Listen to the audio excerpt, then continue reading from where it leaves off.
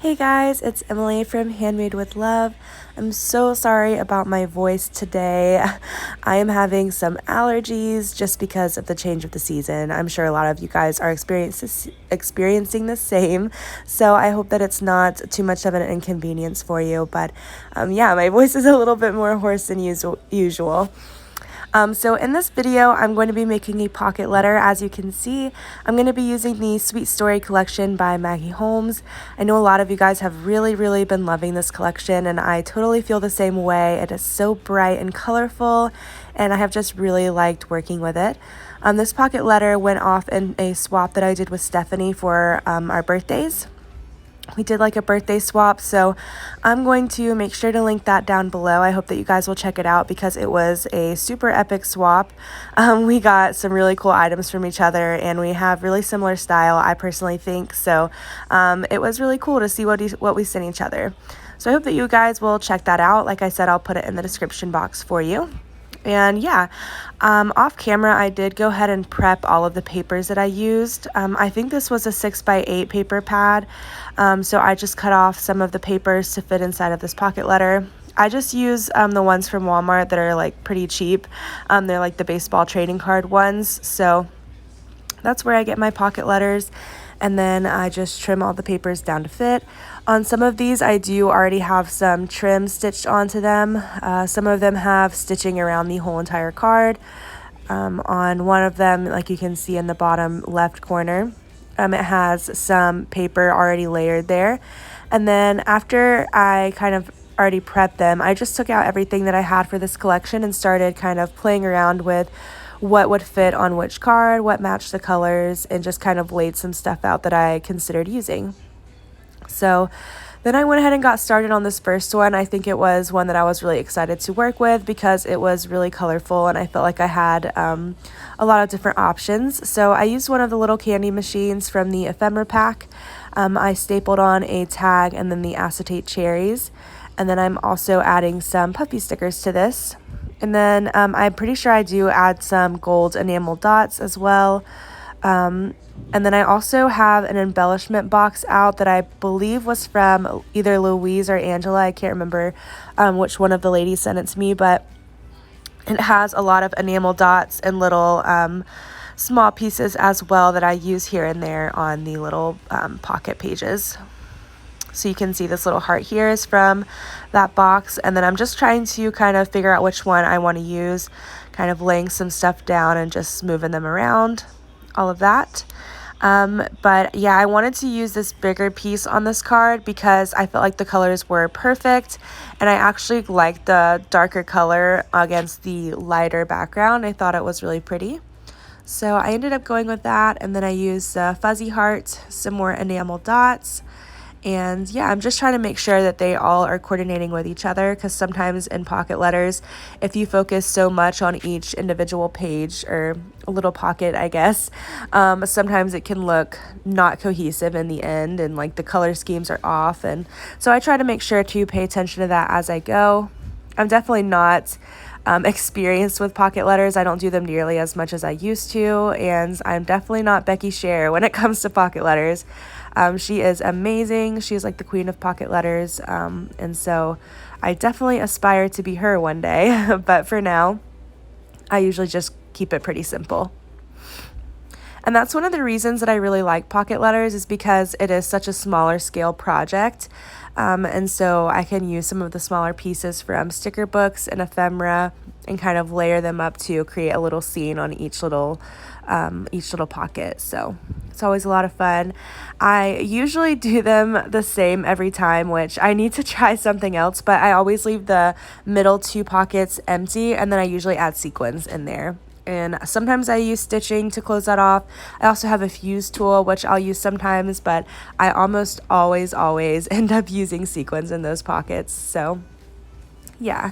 And this pocket letter, after I finished it, it actually went inside of a pocket letter purse, which I have made in the past before. And Yeah, I haven't made it in a while, but it's actually kind of inspired by Amber, who is Bambi's mail. She made like a pocket letter flip book way back in the day. And ever since then, I've always used them to kind of house my pocket letters that I send off to pen pals. So if you guys want to see the tutorial for that, it'll probably be up next week. So I might come back and update the description box for this video so that you guys can find it. But it's a really great way to kind of store your pocket letters and make them a little bit more mail friendly, because as you know, pocket letters are quite large and can take up a lot of room.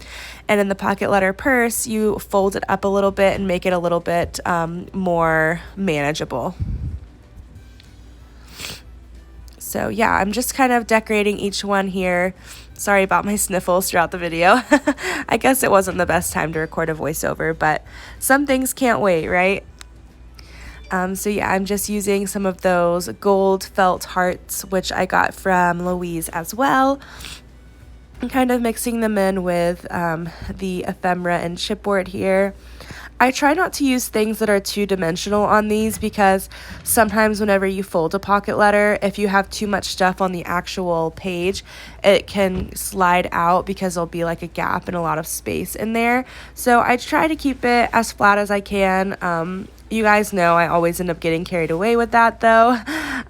So yeah, I am trying my best though. All right.